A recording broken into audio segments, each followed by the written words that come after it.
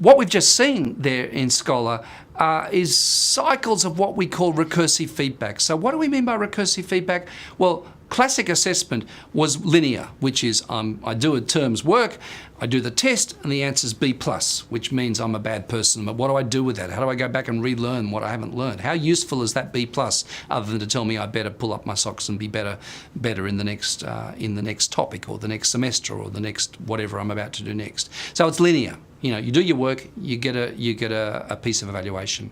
But what we have in what you've just seen are these cycles of recursive feedback, which are actually very small cycles, where you're getting information back all the time, which contributes to your learning. So the distinction between learning and assessment gets blurred because everything is assessment.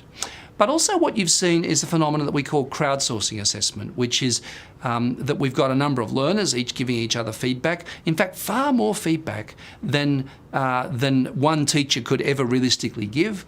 And it's all useful feedback. And giving feedback is as useful as receiving feedback. So what we have here is a kind of a cycle here that looks like this diagram. So let me draw some conclusions about this kind of environment where assessment and instruction are conflated. What we've done with Scholar is we've built an architecture where you can see there's a left side of the screen where you're doing your work, and there's a right side of the screen where you're thinking about the work that you're doing, including getting social feedback about your work. So if you like, we're going to call the left side of the screen cognition. We're going to call the right side of the screen metacognition. So on the left side, we have a learning activity where we're focusing on the representation of the specific content that we're working on. And on the right-hand side, we're going to have a kind of self-regulation of learning, which is a statement of what the project objective is, the outline of the activity you've got to do, ongoing dialogue around the processes of learning, and so on. Now on the left, what we've got is disciplinary practice. We're doing something, which is we're talking about a sick animal, we're talking about, we're doing a project on the solar system, for example, whatever that might be, and that's disciplinary practice. We're thinking about a specific topic, the facts and its arguments, and then on the right, we're doing disciplinary thinking, which we're focusing on the general conditions of thoughtful work in this discipline, and we're doing kind of epistemological reflection on the nature of thinking about the stuff on the left. On the left, we're doing empirical work. We're talking about specific content, we're applying disciplinary reasoning to that content. And on the right, we're doing theoretical work. We're doing thinking based on the general precepts of discipline and thinking about the relationship of the particular and the general all the time. On the left, we've got individual intelligence if it's a singly authored piece of work. In fact, it may be multiply authored, but let's say it's singly authored. We've got individual intelligence, which is the activity of representing knowledge. And on the right, we have collaborative intelligence, where the peers are coming in and they're giving us feedback, and there's a set of collaborations going on where the knowledge is not simply individual knowledge. On the left, we have learning, which is the topic that we're dealing with. We're learning some stuff while we're doing it. On the right, we have assessment, which is being crowdsourced in these kinds of ways. So there we've got the kind of backwards and forwards over and over and over again. So what we have here is multiple cycles where we're doing our work on the left and we're reflecting about our work on the right. So firstly, I do the draft, I look at the rubric. Then I get other people's work to look at, I review against that rubric. I get my work back, I look at the comments other people have made.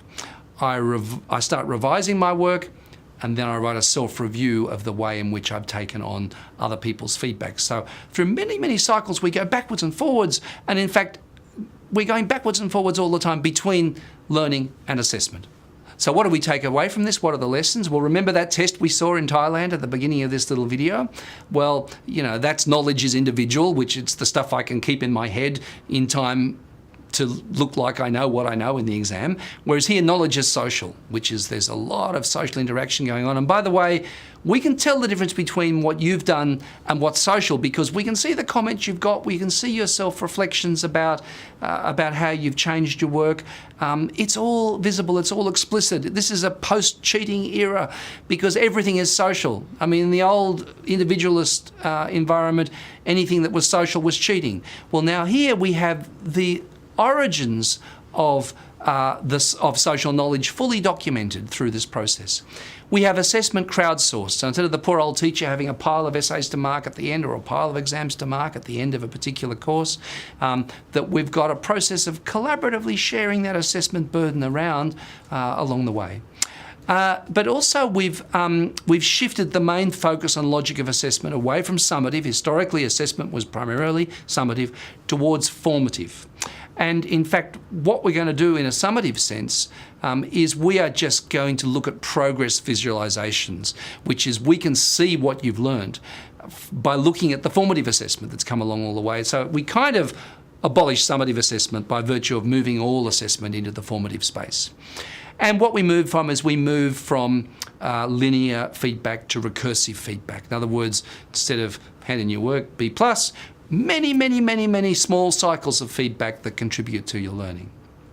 Now, if you want to have some more thinking about this, or if you'd like to think more about this topic, this particular book here, Mary Calancis and I have given the last chapter particularly talks about assessment.